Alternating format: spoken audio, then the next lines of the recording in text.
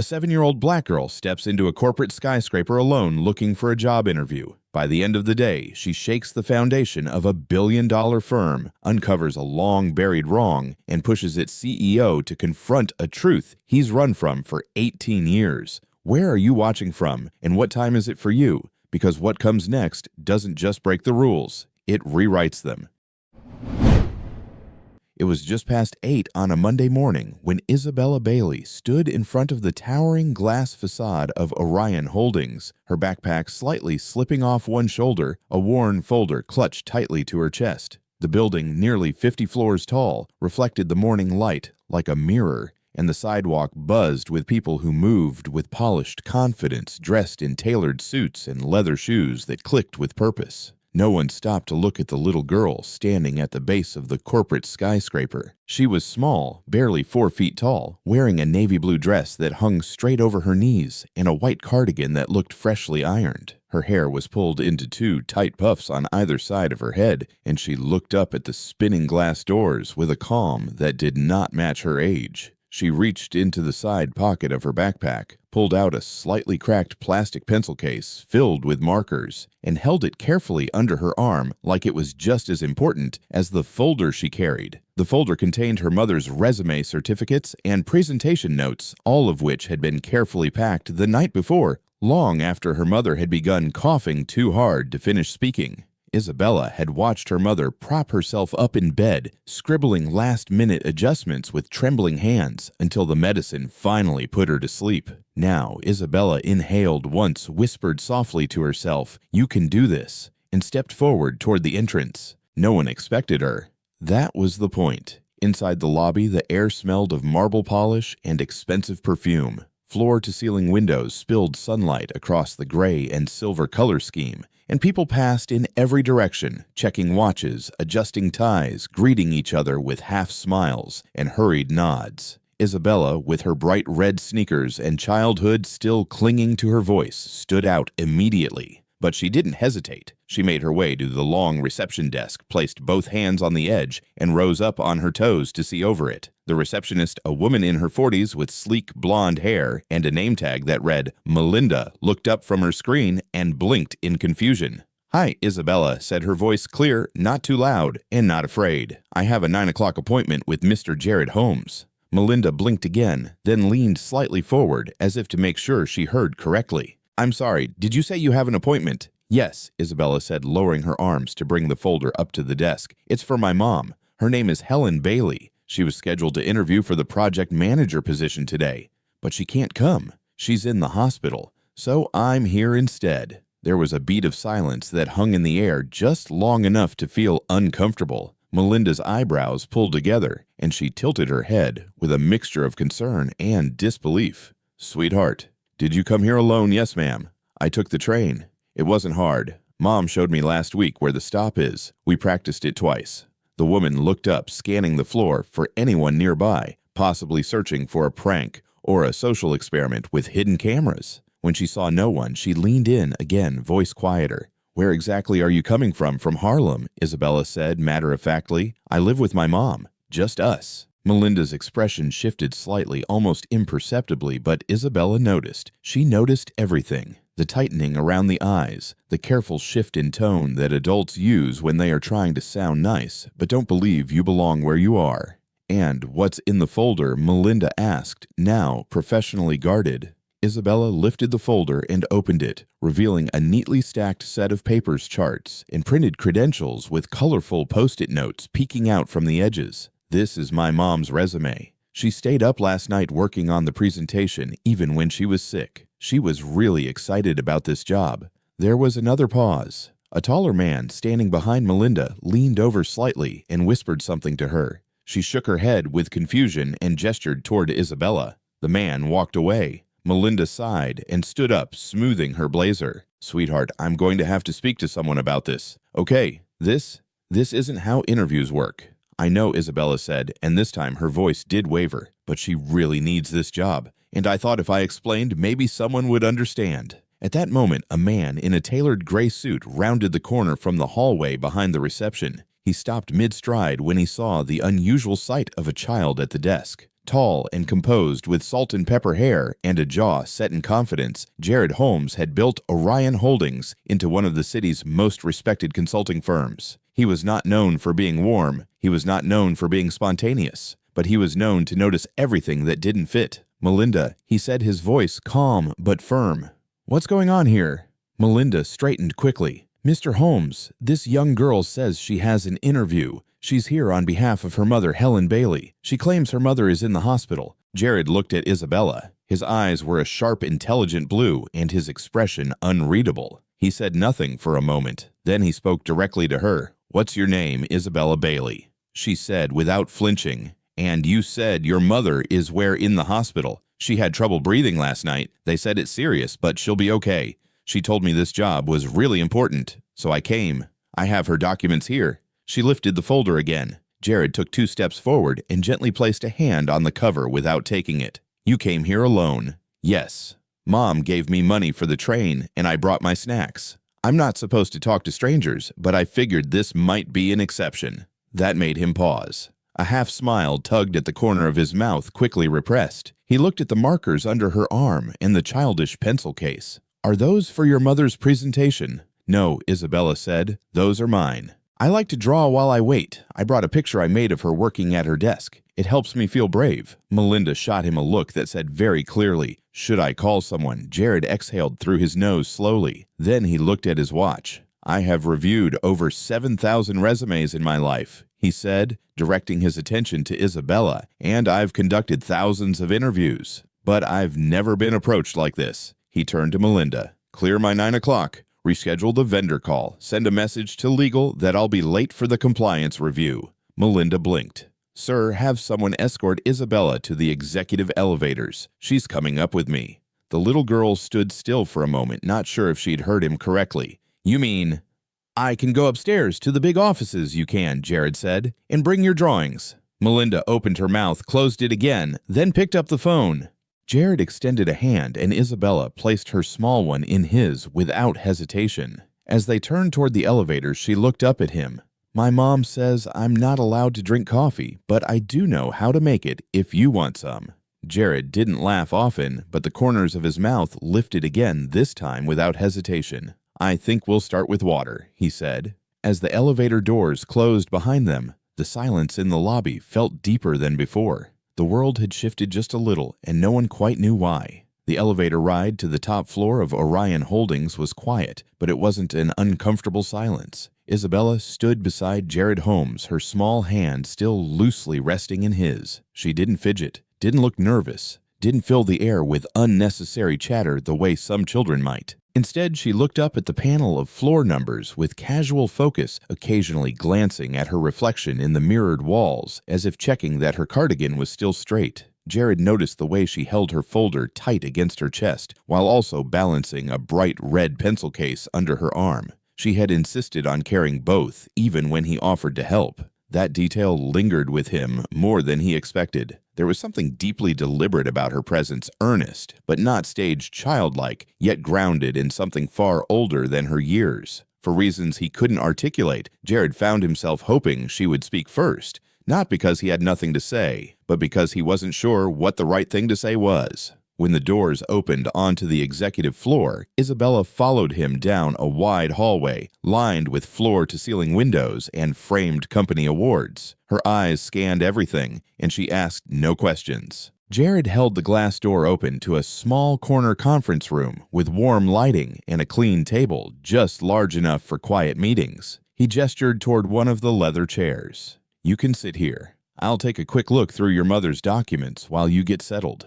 Isabella placed the folder neatly on the table, then gently laid her pencil case beside it. Without asking, she unzipped it and pulled out a piece of folded white paper, a half-finished drawing of what looked like a woman sitting at a desk with sticky notes on the wall and a steaming cup beside her. Jared recognized the image. It was an imagined version of her mother in an office like this one. She reached for a purple marker and began shading in the woman's hair. "I like drawing while I talk," she said, simply not looking up. "It helps me think." Jared took a seat across from her. "That's fine," he said. "You can think and draw at the same time. Multitasking is a good skill." She smiled at that, but kept her eyes on her paper. Jared opened the folder. He flipped through a crisp resume, letters of recommendation, a copy of a project timeline from Helen Bailey's previous position, and a presentation draft marked with color-coded tabs. Everything was clear, precise, and professional. It was the kind of folder that would have made it past several rounds of screening under normal circumstances, except there was nothing normal about this. He glanced at Isabella again. So he began. "You said your mother worked as a project manager. What do you know about what she does?" Isabella didn't stop coloring, but nodded. "She works with teams. Sometimes she says her job is to keep 100 people from crashing into each other." Jared gave a short chuckle. "That's a fair description." "She used to work at a place called Brexler Partners," Isabella added, "but they closed after they got bought out. She stayed until the last day, even when some people left early," she said, finishing strong matters. Jared leaned back slightly in his chair, watching her closely. "That's a lesson not many people learn." Isabella finally looked up from her drawing, eyes steady.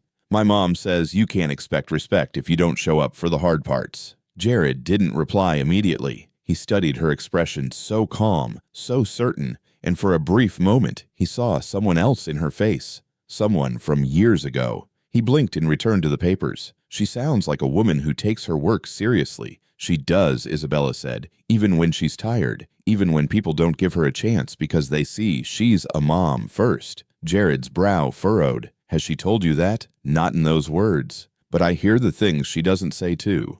That caught him off guard. He wasn't used to that level of emotional intelligence from adults, let alone children. He closed the folder slowly, tapping a finger once on the cover before resting his hands on the table. "What made you decide to come here today?" Isabella shrugged, but it wasn't careless. It was measured. She was going to come even when she could barely breathe. "I heard her practicing her pitch last night between coughs. When I woke up this morning and saw she was gone, I asked the neighbor what happened. She told me the ambulance came. So I got ready and followed the plan." She made a checklist for her interview. "I just did what she would have done." "And your neighbor let you leave alone?" "She tried to stop me, but I told her I'd be okay. I'm not little like people think." Jared's expression remained neutral, but his jaw tensed slightly. He had read about kids who carried responsibilities far beyond what childhood was meant to hold. But seeing one sitting across from him, small hands, smudged with marker unwavering in tone, made the concept painfully real. "Does it scare you?" he asked quietly. "Doing things alone like that." Isabella paused, looked down at her drawing, then shook her head. "Only sometimes. But Mom says courage isn't about never being scared. It's about doing the right thing anyway." That landed heavier than he anticipated. Jared looked out the window for a moment, the skyline of the city stretching into the distance. His voice, when it returned, was quieter.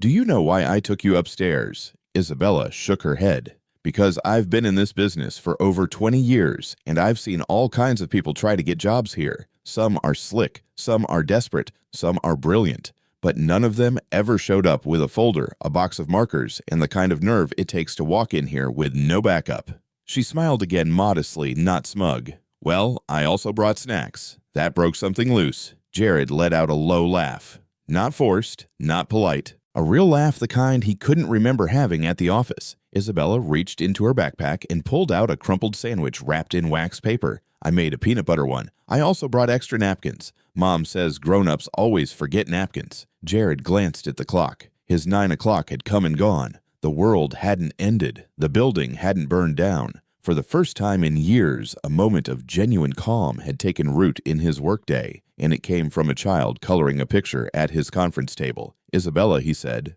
slowly, "would you like to stay up here for a little while longer? Just until I can figure out the best way to follow up with your mother." She nodded, folding her drawing carefully and placing it in her backpack. "Okay, but if it's all right, can I sit near the window? I like looking at the people down below. They all move like they know where they're going." Jared stood and gestured toward a small chair by the floor-to-ceiling glass wall. "That's a good spot. Best view in the building." As she walked over and sat down, swinging her legs slightly above the floor, Jared remained standing for a moment watching her. Something about the scene stayed with him. A girl carrying both crayons and corporate paperwork drawing beside a skyline she didn't yet understand but had already challenged. He returned to his desk, opened his laptop, and typed a short message to his assistant. "Cancel the 10 o'clock and find out who's in charge of candidate outreach for the project manager role. I want to review the applicant list again." He paused, then added, "Also, order a hot chocolate for delivery, one with whipped cream."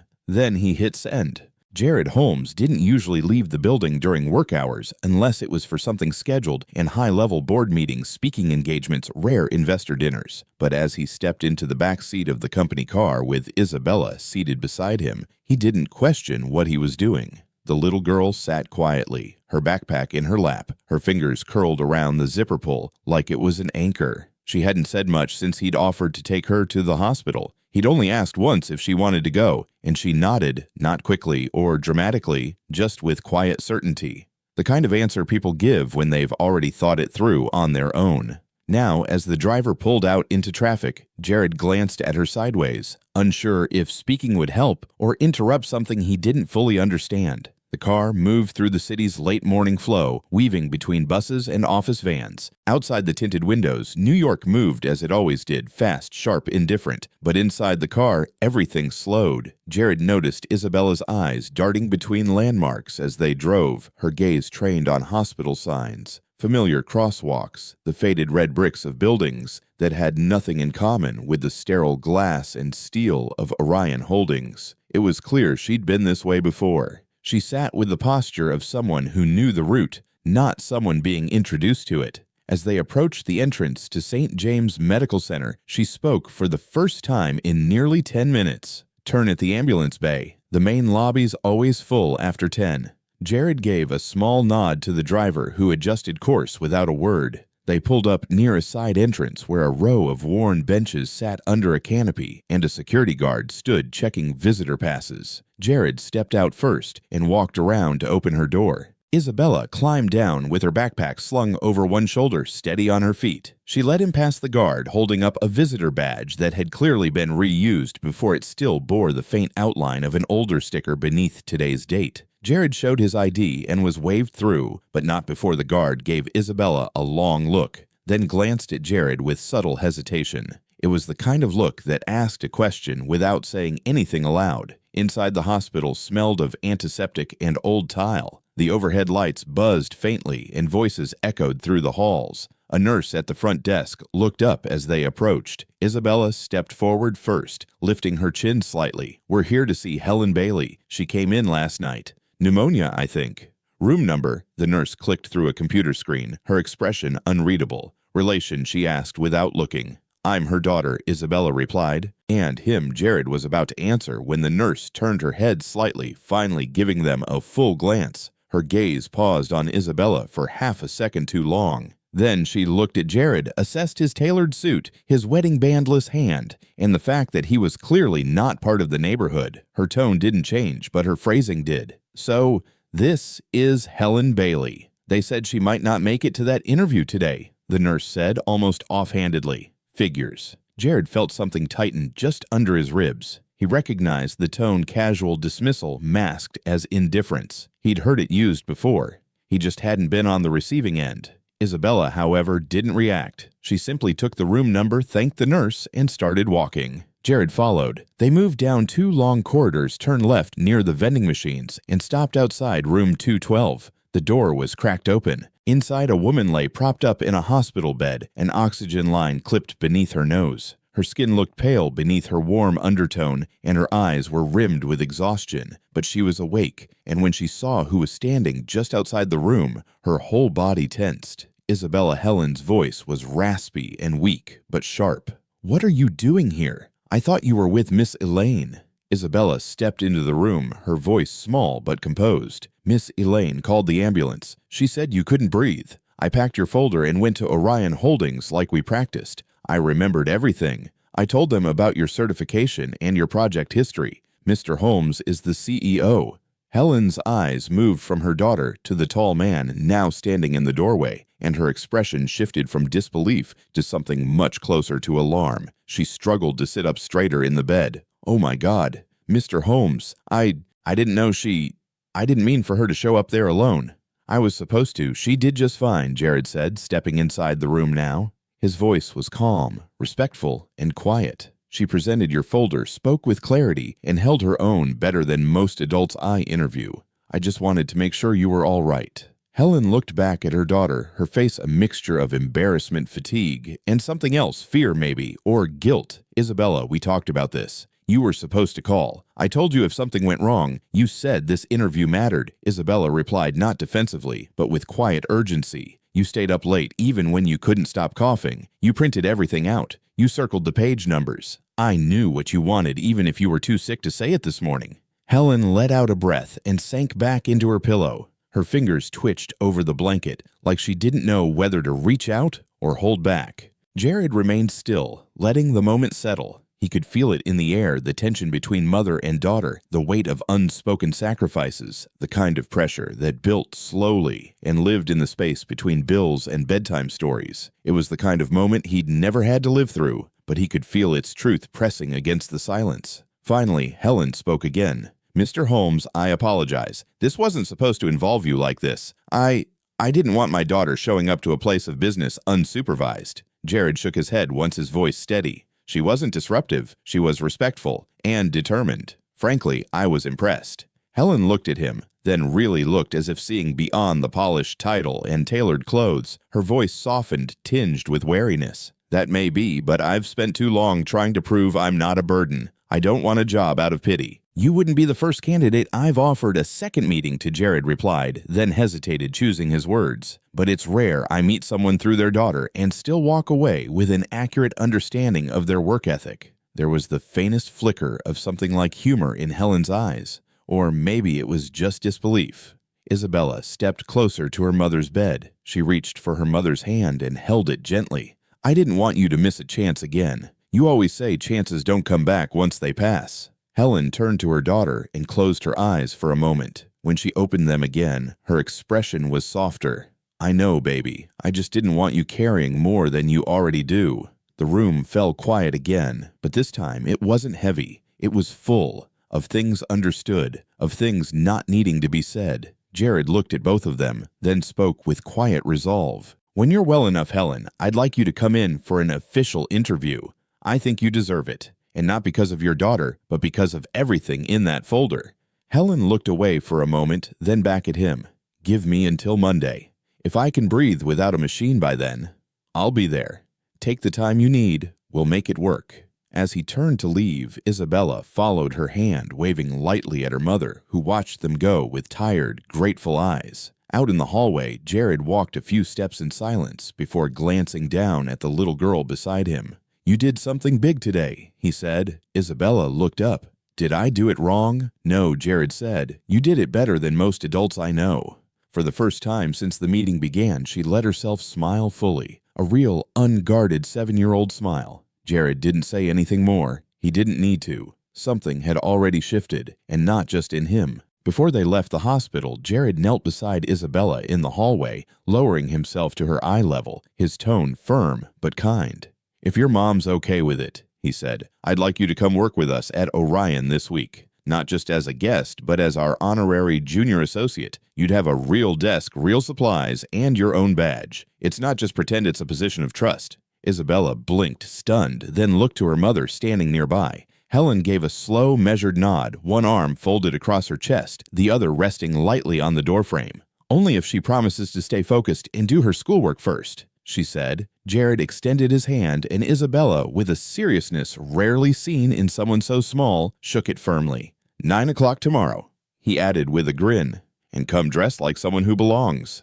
The following morning, just after 9, Isabella Bailey returned to Orion Holdings wearing the same navy blue dress, now freshly laundered, and her white cardigan buttoned to the top. Her backpack bounced lightly on her back as she walked through the revolving doors, holding a fresh visitor badge in one hand and a drawing in the other. This time, Melinda at reception didn't hesitate or raise an eyebrow. Instead, she offered a small nod and buzzed security without needing to ask why the 7-year-old was back. People in the lobby had heard the story. They knew in fragments about the girl who'd come in place of her mother and ended up being personally escorted by the CEO. And though no official memo had gone out, word traveled fast. It always did in buildings like this. Janet, Jared's executive assistant, met Isabella by the elevators and greeted her with a soft smile that was a little warmer than professional protocol usually allowed. She didn't speak right away. just took the girl's drawing with one hand and placed the other gently on her shoulder as they stepped into the executive elevator. Isabella didn't talk either. She just looked up at the mirrored ceiling and quietly practiced the names of departments her mother had taught her. Marketing, operations, strategic development. She whispered them under her breath like they were part of a spell. When the doors opened to the top floor, Isabella stepped out and found something new. To the left of Jared's office, tucked into a corner near the windows, a small white desk had been set up just her size, a cushioned chair, a set of pencils in a ceramic cup, and a framed note with her name written in clean script sat neatly at the center. Next to the desk, a little stand held coloring books, Post-it notes, and a paper calendar with tiny stars marking each weekday. It was not a toy station. It was a workstation scaled to fit someone who stood 4 feet tall and carried a sense of purpose beyond her years. Isabella paused for a moment, unsure what to say. Then she looked up at Janet. "Can I really use it?" "It's yours for the week," Janet said. "Mr. Holmes thought it might help if you had a place of your own." That simple phrase, "a place of your own," landed heavily in Isabella's chest. She said thank you, pulled out a fresh drawing, and got to work without another word. As she colored, employees passed by the alcove. Some glanced quickly and moved on. Others slowed, pretending to check their phones, while really just watching the girl who had somehow become part of their workday. One or two, including a young designer named Ashley, waved shyly and whispered, "She's even cuter in real life." By mid-morning, Isabella had wandered into the marketing team's bullpen, a wide open space with glass partitions and large monitors mounted above shared desks. She didn't say anything at first, just looked around as the team debated color palettes for a client presentation. Jared had told them she might be around and to give her space, but no one expected her to observe so intently. After a few minutes, she raised her hand halfway, then pointed to the screen. "That green looks sad," she said.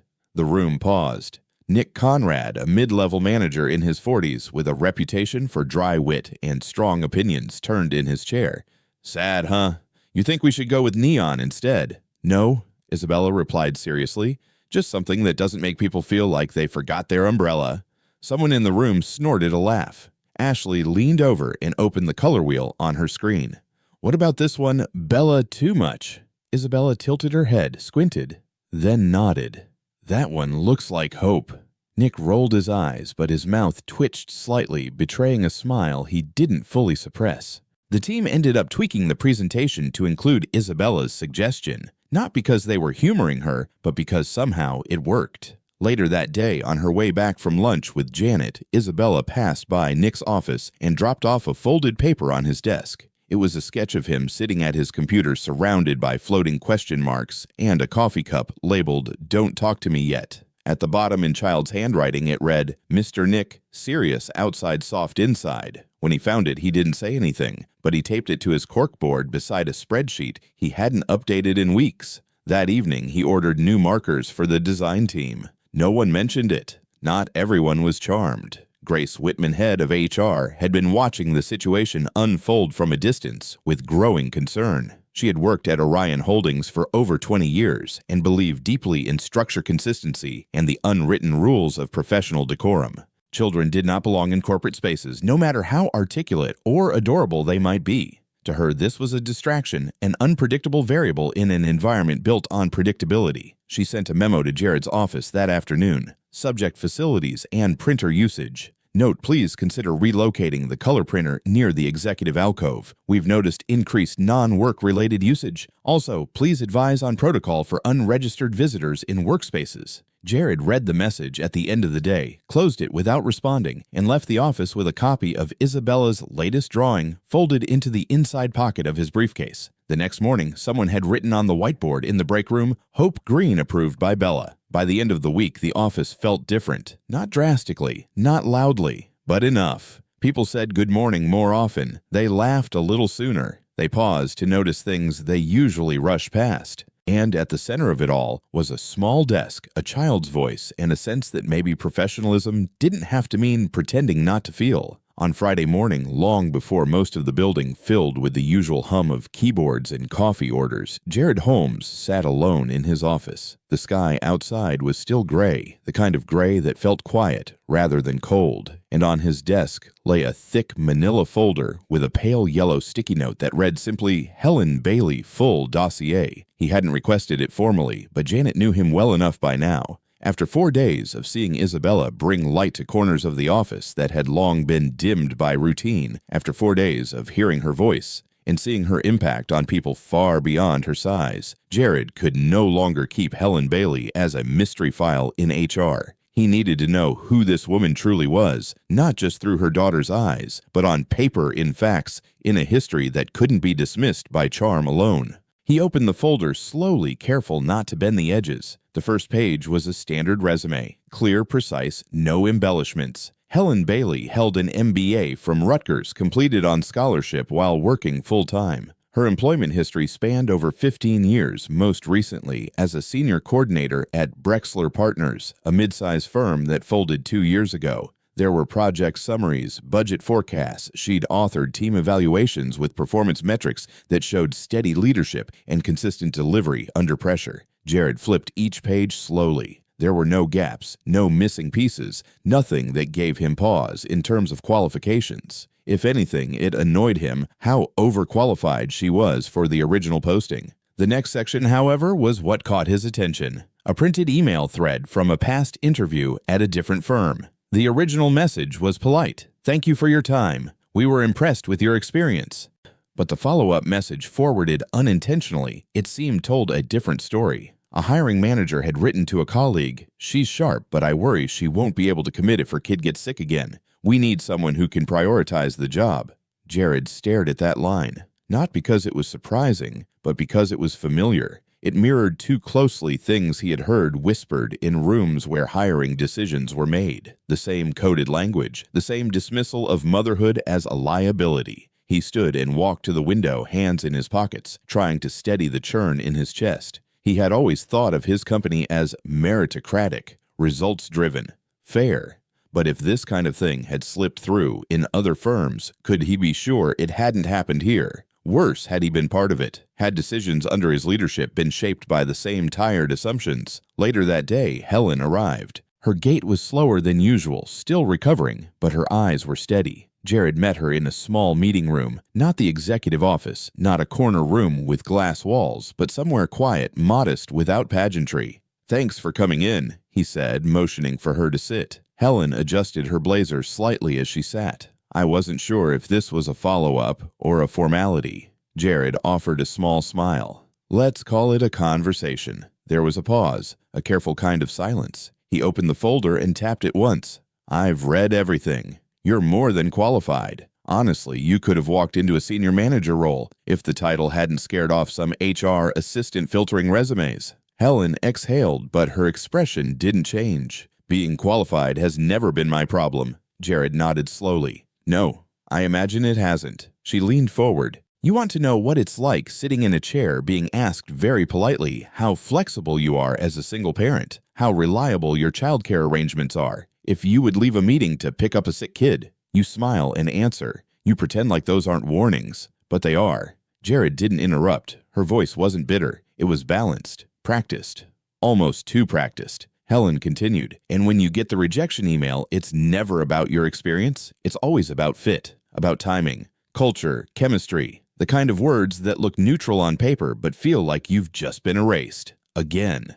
In the hallway outside, faint laughter drifted in. Jared glanced briefly at the door, then back at her. "Your daughter asked me a question," he said, his voice lower. "She asked if things would be easier if she were lighter." Helen's eyes froze, her hands folded in her lap, her posture still, her breathing shallower now. She said it in passing. But it wasn't a child's joke. She meant it. Helen nodded once, almost imperceptibly. "She notices, even when I try to protect her from it. She watches how people look at us when we walk into certain places, how quickly conversations shift when I say I'm a single mom. She sees what I don't say when I come home late and quiet." Jared leaned forward, elbows on the table now. "Helen, I'm not going to pretend I've always understood this, but I want to.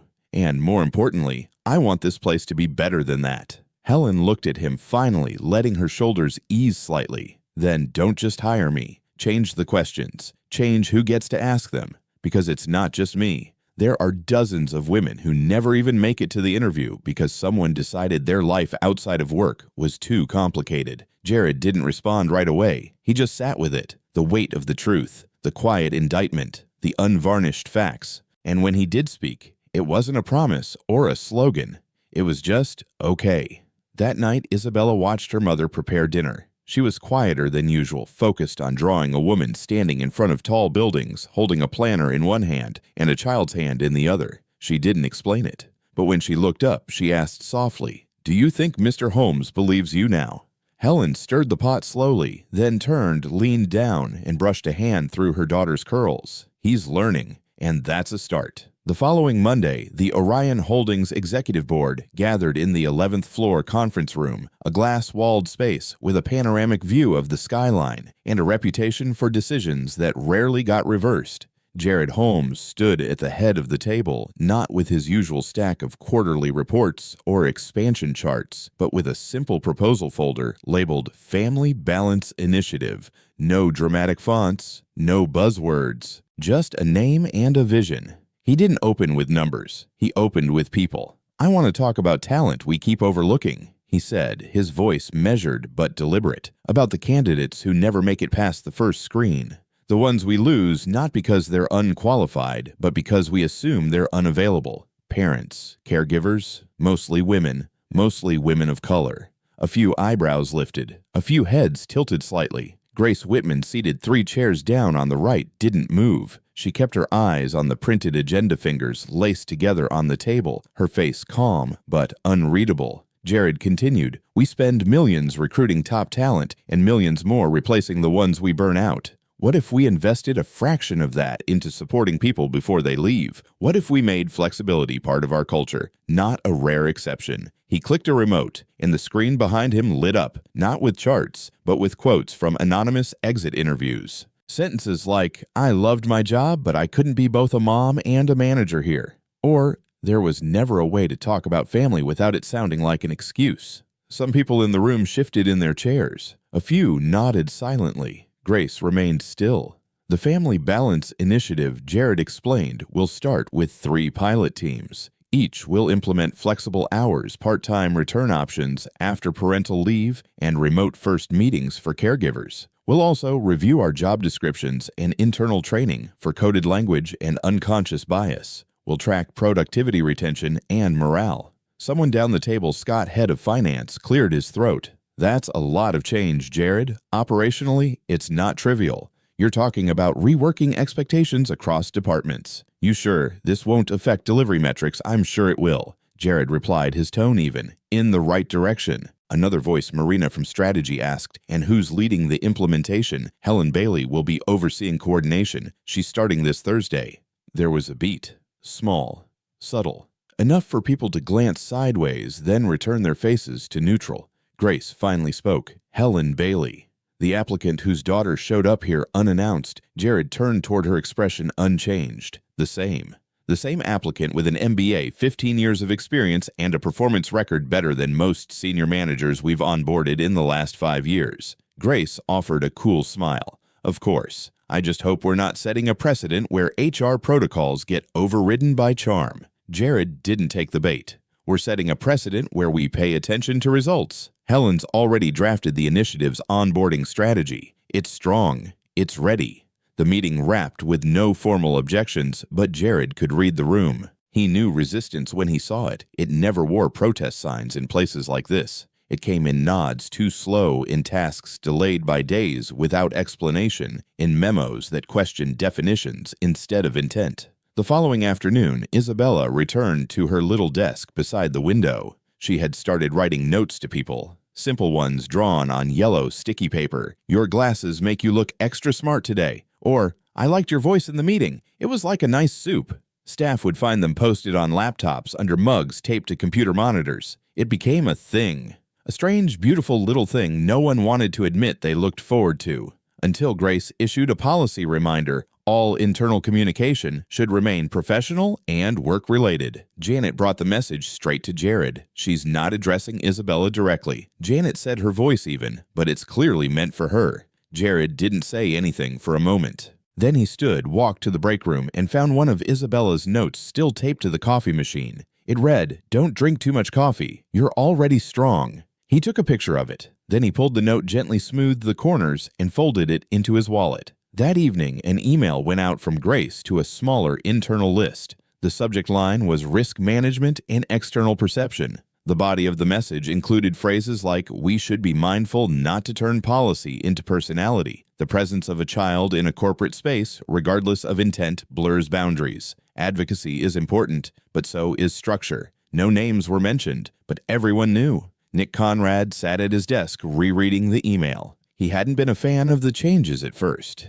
He'd muttered to himself when the presentation deck started including friendly fonts and muted pastels. But 2 days ago, Isabella had drawn him a cartoon version of himself, eyebrows raised, coffee in one hand, a flaming pie chart in the other. Underneath it said, "Mr. Nick, too busy to blink, but he sees everything." He had laughed, out loud, at work. Now he looked up at the bulletin board in front of him.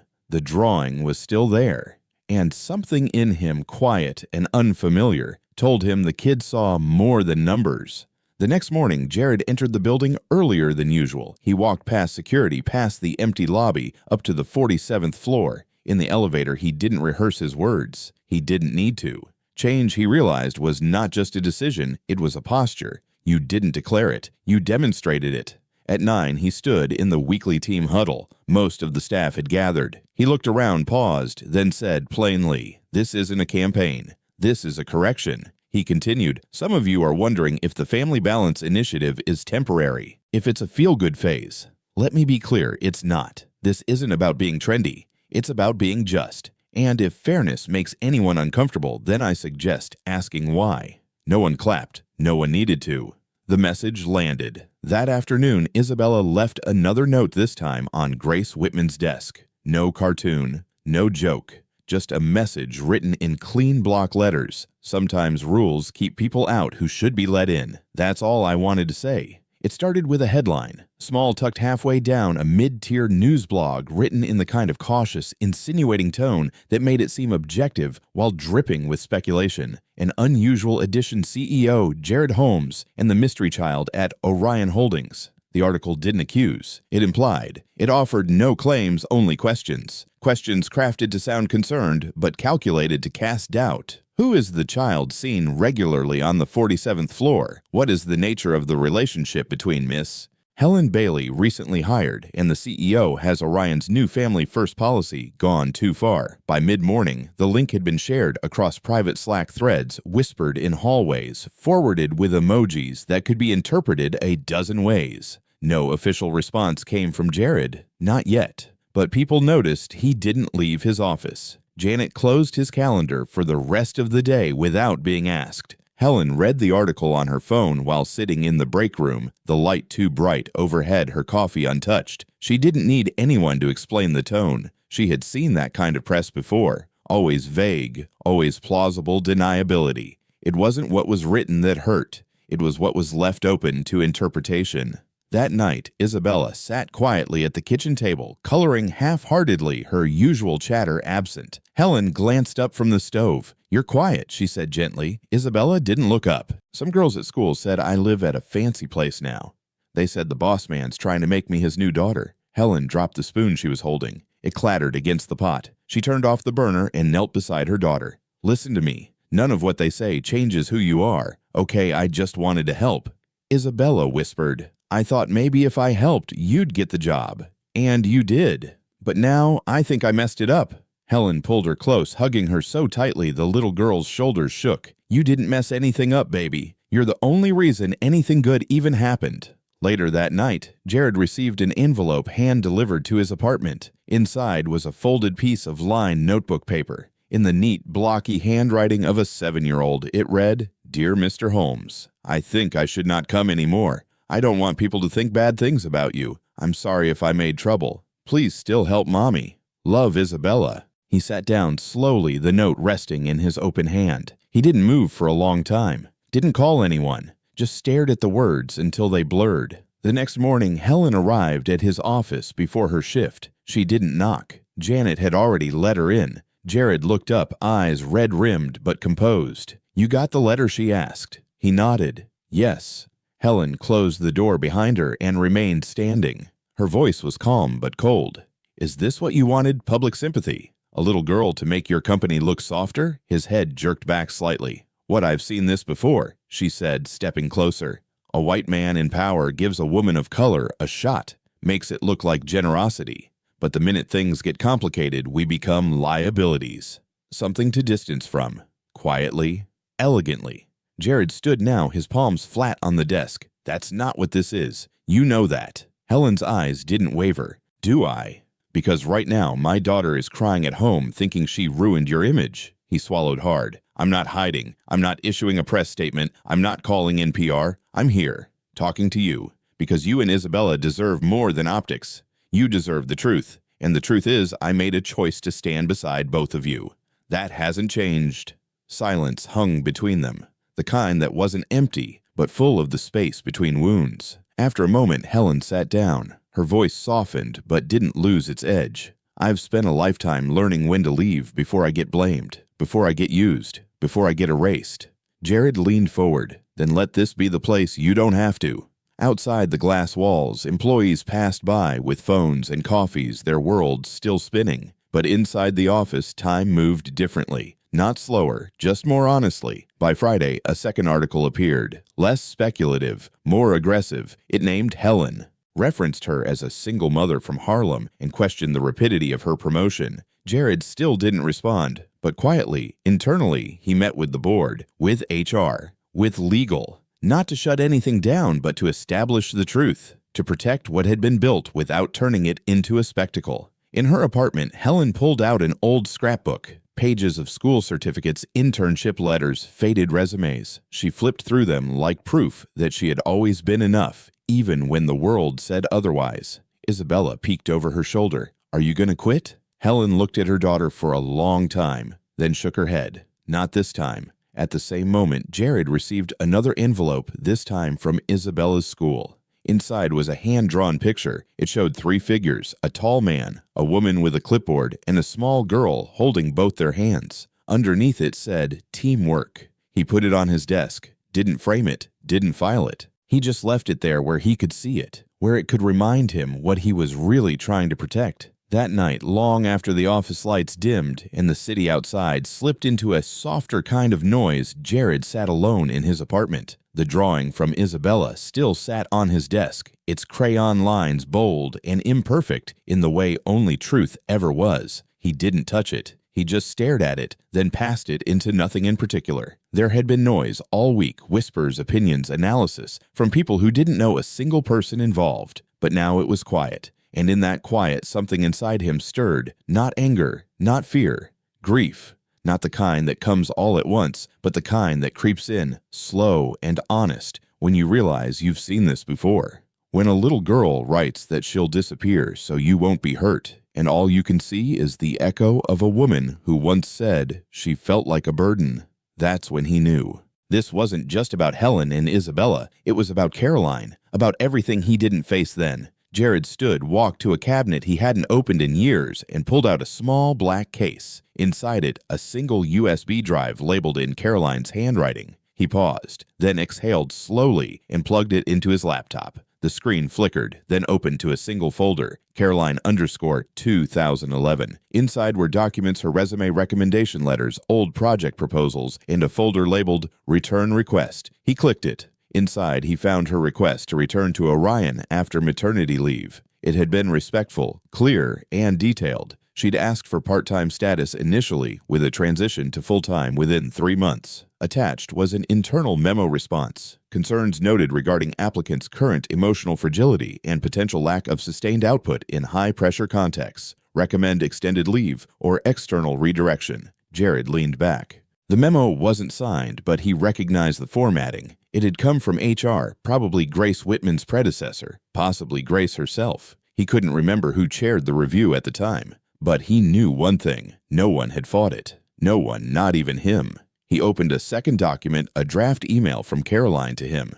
It had never been sent. Jared, I sat in the car today after they told me, maybe next year. I didn't cry until I saw our son's drawing taped to the dashboard. I needed to work again, not for money, for meaning, for self. But they made me feel like I was a risk, like being a mother made me fragile. I thought I was building something when I worked there, but maybe I was just temporary after all. Love, C. He read it 3 times, then closed the laptop slowly as if anything faster would shatter the air. He didn't sleep that night. He just sat still, the city humming around him, and waited for morning to come. At Orion the next day, Jared requested access to historical application data and internal rejection notes. Officially, it was for an executive audit. Unofficially, he was hunting ghosts. He found Helen's name, not once, but twice. 5 years ago, she'd applied for a mid-level logistics role. Her file noted strong skills, impressive community work, but flagged for inconsistent childcare and commute reliability. The rejection came with a note may not align with current team cadence. The second attempt was 2 years later, an application for a junior operations consultant. This one never reached interview, marked overqualified, possible risk of turnover. Jared scoffed quietly. The translation was clear. We don't want the hassle of someone with a complicated life. He printed both pages, placed them beside Caroline's letter, and stared at them like puzzle pieces that had taken a decade too long to fit together. That evening, back at his apartment, Isabella visited with Helen after work. She sat at the corner of his office desk, feet swinging as she flipped through colored pages. Her voice broke the stillness. "Is that your family?" she asked, pointing to a frame on the shelf. Jared turned. It was a picture of Caroline and their son taken one autumn, just weeks before she tried to return to work. They were both wearing coats, smiling leaves in their hair. "Yes," he said softly. "Did she like working like my mom does?" Jared nodded slowly. "She loved it." "Then why'd she stop?" He hesitated, then walked over, crouched beside her. "Sometimes people don't get the support they need to come back," he said. "And sometimes when they don't get that, they stop believing they matter." Isabella frowned. "That's not fair." "No," he said, "it's not." Later, after Helen tucked Isabella into bed in the guest room, she returned to the office and found Jared still at his desk, staring at the pages. "What are those?" she asked. "Old files," he replied. "Some are yours." She looked over his shoulder. "Read them." Slowly. "That's what they thought of me. It's what we let them think," Jared said. "Me included." Helen didn't speak right away. But when she did, her voice wasn't bitter. It was measured. "At least now you see it." "I do," he said. "Too late for Caroline, but maybe not too late for the rest of us." Outside, the wind picked up brushing against the windows with a steady whisper. And inside, between the silence and the sighs, something finally broke. Not to collapse, but to make room for something new. Jared looked up, his voice steadier than it had been in days. "I'm going to bring it all to the board. Not just the files, the whole story. It's time they see what we've buried." Helen met his eyes. "And if they don't want to look," he held her gaze, "then we make them."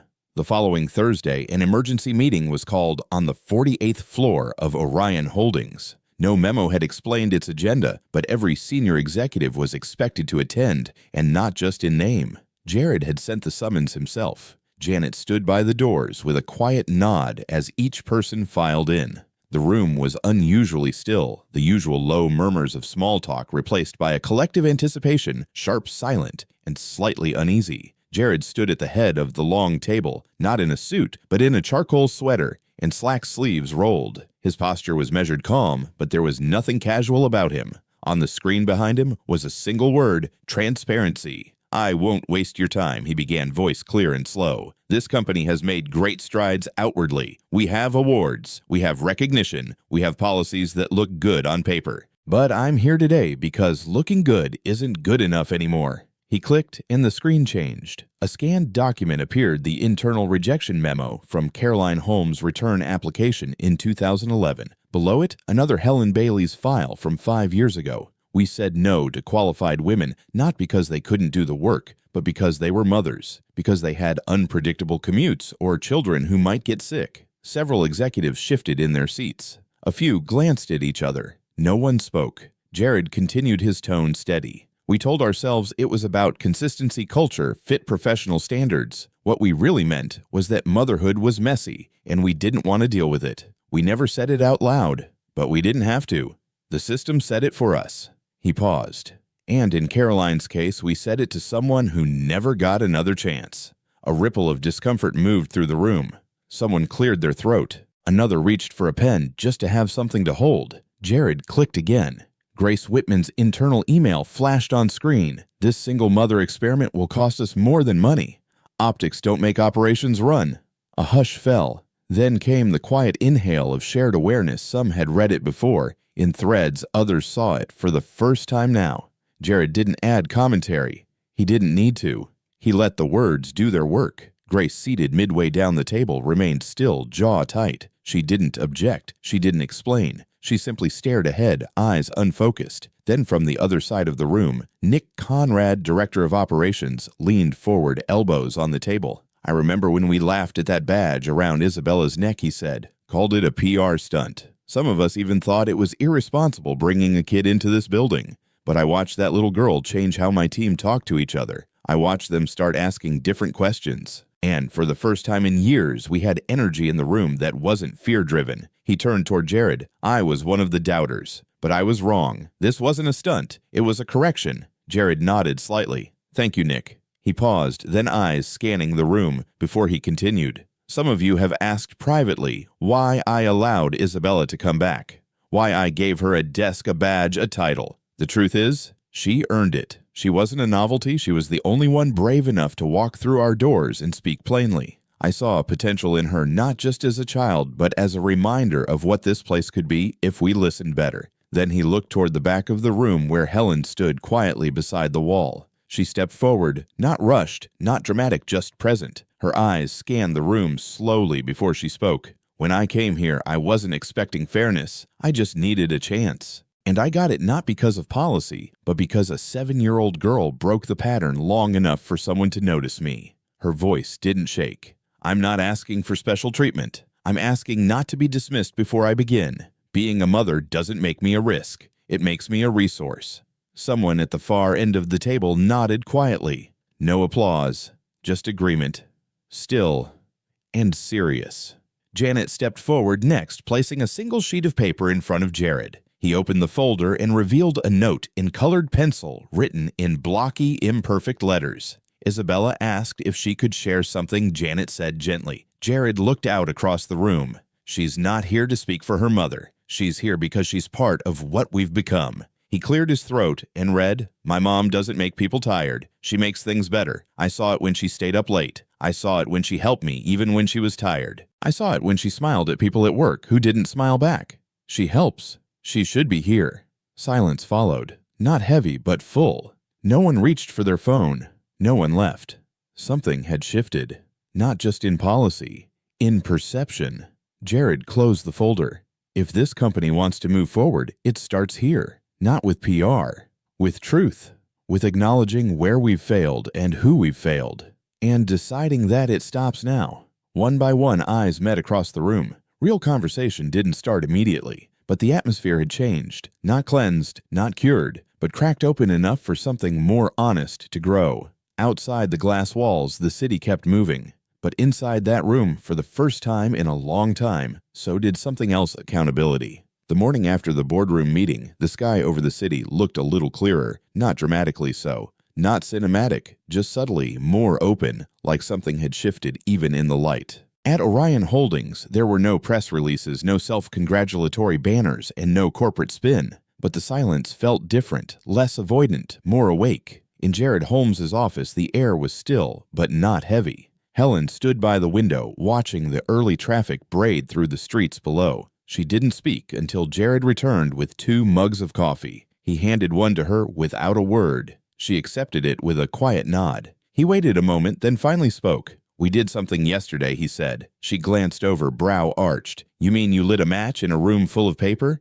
Jared chuckled softly, eyes on the steam rising from his cup. "Maybe, but no one ran for the extinguisher." They shared a moment of something that wasn't quite relief and wasn't quite celebration. It was the space in between where change begins not with applause, but with breath. Later that afternoon, the foundation paperwork was finalized. The name had already been chosen days before: the Holmes Bailey Foundation. It wasn't just symbolic. It was a working title for a working mission to support parents, especially mothers in re-entering professional life after caregiving.